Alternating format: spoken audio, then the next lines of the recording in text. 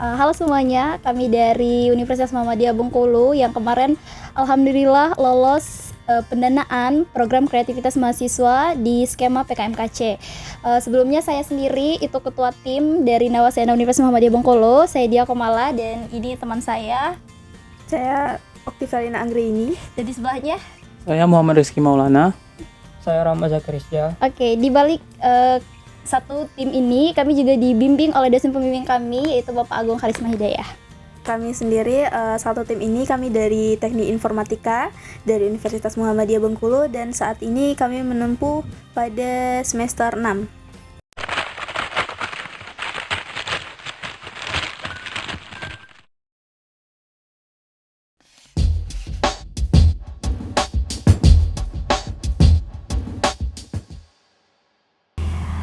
Bagi kami, tim Nawasena, lolos di tahap ini adalah suatu hal yang sangat membanggakan tentunya, karena program ini diikuti lebih dari 1.000 universitas se-Indonesia, dan kebetulan di Universitas Muhammadiyah sendiri, PKM ini udah 2 tahun itu tidak ada yang lolos di skema pendanaan ini, dan alhamdulillah kami di tahun ketiga ini kami yang baru lolos. Jadi ini merupakan suatu prestasi yang cukup membanggakan bagi Universitas Muhammadiyah Bengkulu, terutama bagi tim Nawasena kami sendiri.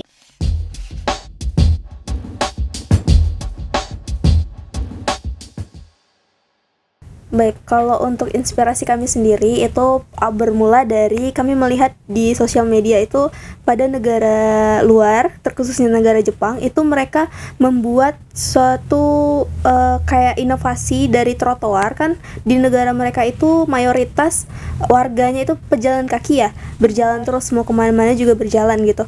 Jadi mereka tuh membuat inovasi berupa trotoar yang menggunakan energi piezoelektrik. Nah, energi dari tekanan itu saat berjalan kaki dibuat menjadi energi listrik yang membangkitkan lampu jalan ya. Yang membangkitkan lampu jalan. Nah, itu berarti kan bisa digunakan sebagai pengganti apa yang kalau dari sinar matahari tenaga surya gitu. Nah, itu salah satu inspirasi kami, dan juga untuk di Indonesia sendiri kan kami ingin membuat yang simple gitu kan, yang selalu dipakai oleh warga Indonesia tuh sehari-hari gitu, dan kami memilih untuk digunakan diinovasikan pada sepatu gitu.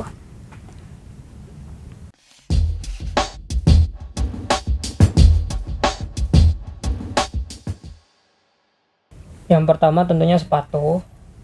Kemudian di dalam sepatu itu terdapat sensor piezoelektrik yang kemudian bakal dinetralisir oleh harvesting modul, kemudian masuk ke superkapasitor untuk menetralkan tegangan. Setelah itu energi tersebut bakal masuk ke baterai LiPo untuk disimpan sementara. Setelah itu energi itu bakal masuk ke dalam power bank. Seperti itu.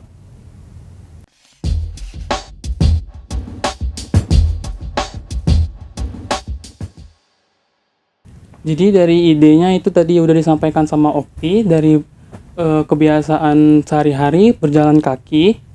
Nah, kami ingin menciptakan yang lebih simpel lagi, yaitu dari sepatu. Prototipenya itu sepatu. Di dalam sepatu itu kami menggunakan sensor piezoelektrik. Jadi sensor piezoelektrik itu nanti dapat menghasilkan energi listrik bertekanan rendah dari pijakan langkah kaki manusia itu. Kemudian untuk perancangan prototipenya sendiri, kami merancang piezoelektriknya itu bukan hanya satu lapis tapi multi layer atau berlapis, agar nanti karena tekanan itu rendah jika hanya satu lapis, kami harapkan kalau beberapa lapis itu dapat menghasilkan energi yang lebih optimal.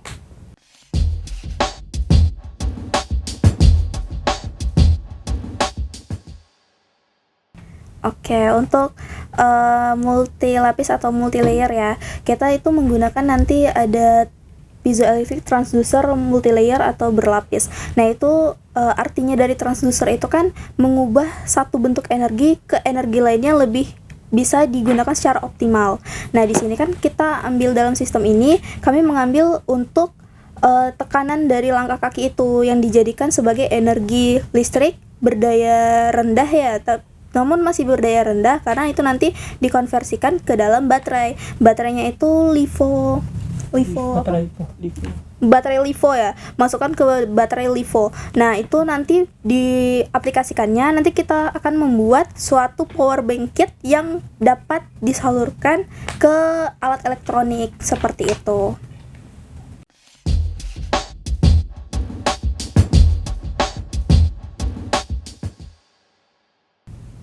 Jadi sistem e-work ini bekerjanya itu dari sensor utamanya itu piezoelektrik. Jadi sensor piezoelektrik itu menghasilkan tekanan dari langkah kaki yang listriknya itu bertegangan rendah. Dari piezoelektrik ini tadi dilanjutkan ke sensor ke modul energi harvesting. Nah, setelah dari energi harvesting ini akan disimpan ke superkapasitor untuk sementara. Selanjutnya akan diteruskan lagi ke baterai LiPo yang ada di sepatu itu yang bisa dilepas. Nah, selanjutnya dari baterai itu tadi akan dimasukkan lagi ke power bank kit. Nah, dari power bank kit ini itu bisa digunakan energinya dari seperti elektronik berdaya rendah seperti senter, ataupun mungkin bisa diharapkannya digunakan charging HP seperti itu. Dan juga bisa dipantau oleh mobile, nanti kita buatkan juga IoT-nya, dan juga bisa dipantau melalui mobile smartphone ya. Untuk aplikasinya sendiri nanti kita buatkan juga terkhusus untuk e-work itu sendiri, produk e-work. Ya benar. Tentunya nanti di balik produk kita juga punya buku panduan penggunaan produk e-work itu sendiri. Nah, produk kita ini tentunya tidak digunakan oleh mahasiswa atau para remaja saja, tetapi juga dari berbagai kalangan. Jadi untuk bapak-bapak, ibu-ibu yang suka lari juga bisa menggunakan produk kita, karena memang kita desain berguna untuk semua kalangan, terutama yang sudah bisa berjalan tentunya, seperti itu.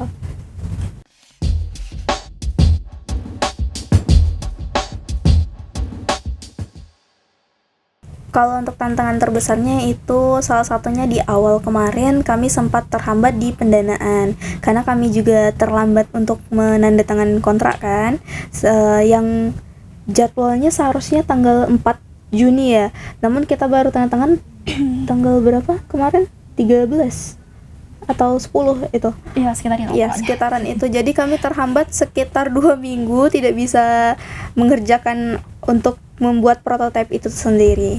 Dan untuk terhambatnya juga di alat sekarang sudah elektronik kan sudah meningkat 2 kali lipat. Terhambatnya di bagian itu. Soal pendanaan semuanya pada saat ini sudah clear semuanya. Jadi untuk terhambatnya sekarang kami sedang melakukan pengujian. Baru terakhir kemarin alat piezoelektrik baru, karena alat piezoelektrik yang baru sampai, dan untuk modul dan juga superkapasitor, ESP itu belum ada kami testing juga ya, belum ada, masih dipesan juga. Terlambatnya di situ, tetapi insya Allah juga harus cepat selesai ya. Iya, betul. Juga hambatan yang paling yang paling sulit mungkin ya itu di waktu tentu, karena kita kan punya deadline sendiri, dan dimana tanggal 4 Juli nanti kita ada progress program, dan dimana kami juga masih ada beberapa barang yang belum dibeli. Jadi yang menghambat memang dari biaya dan juga waktu pengerjaan, itu sangat memakan waktu sekali.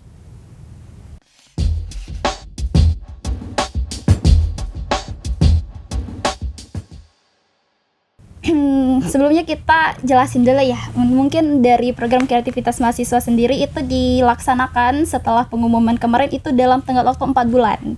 Jadi ada bulan pertama itu progres pembuatan prototipe, bulan kedua itu ada pengujian, bulan ketiga itu ada penyusunan laporan. Jadi ini sudah berjalan 1 bulan setelah pengumuman di tanggal 22 Mei kemarin. Jadi untuk progres jadinya prototipe itu insya Allah di bulan Agustus nanti itu harus sudah selesai di tahapan uji coba. Karena di September nanti itu sudah tahapan penyusunan laporan yang nantinya ada timeline lagi itu untuk pengiriman laporan dan seleksi presentasi dari pihak kementerian itu, dari pihak Belmawa sendiri. Dan untuk pengumuman itu insya Allah di bulan September dan pelaksanaan PIMNAS puncaknya PKM itu ada di bulan Oktober. Seperti itu.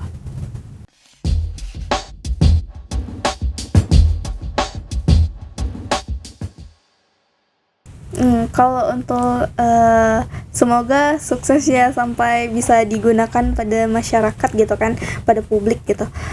Kalau misalnya sampai sukses, kami ingin merencanakan untuk buat produksinya lebih banyak lagi ya, bukan hanya prototipe saja. Kami ingin menjadikan suatu produk yang emang bisa dipakai oleh masyarakat. Terkhususnya bagi yang suka olahraga gitu kan, traveling juga itu sangat-sangat dibutuhkan karena melihat sekarang kan orang Indonesia sudah banyak yang hidup sehat ya, sudah banyak hidup sehat, banyak juga yang udah ikut lari juga gitu kan, olahraga lari. Jadi kami berharap lebih untuk di produk kami saat ini. Ya, itu harapannya. Iya, harapan kami.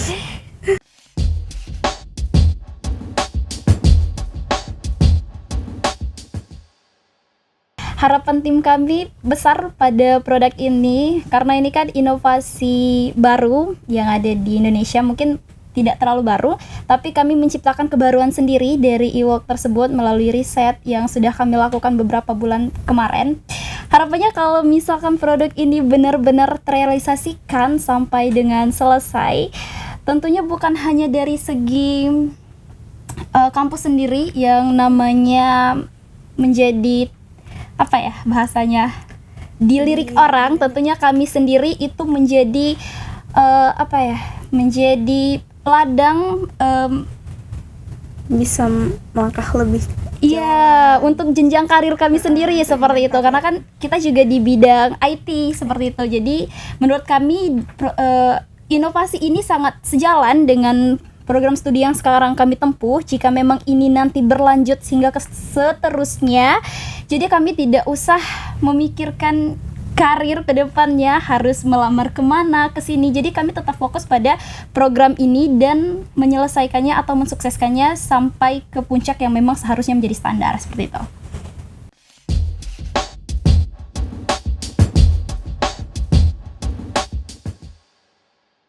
Untuk dukungan kampus sendiri tentunya kita sangat mendapat dukungan dan apresiasi penuh dari Universitas Muhammadiyah Bengkulu, baik itu dari pimpinan, dari Bapak Rektor, juga kemarin kita sudah menemui Bapak Rektor ya untuk penyampaian bahwasanya ini loh tim dari Universitas Muhammadiyah Bengkulu yang berhasil lolos di tahap pendanaan nasional, dan juga dukungan dari pihak kemahasiswaan tentunya yang sangat-sangat welcome dengan kami. Setiap kami ada permasalahan mereka selalu menyelesaikan, dan memang program kreativitas mahasiswa ini memang di bawah bidang kemahasiswaan ya, baik itu di kementerian maupun di tingkat universitas.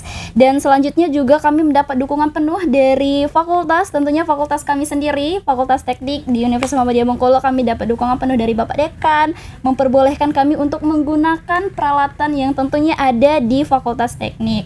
Dan tentunya kami juga mendapat dukungan dari pihak Kementerian Pendidikan Tinggi Sains dan Teknologi. Kemarin juga sudah ada bimbingan teknis mengenai persiapan dan apa saja yang perlu disiapkan dalam penyusunan program kreativitas PKM ini. Selanjutnya juga tidak lupa kami juga ada dukungan dari perguruan tinggi khusus Muhammadiyah yang kemarin juga sempat membimbing. Kami juga dapat bimbingan dari perguruan tinggi khusus Muhammadiyah. Jadi itu sangat-sangat didukung sekali ya tentunya dari pihak universitas.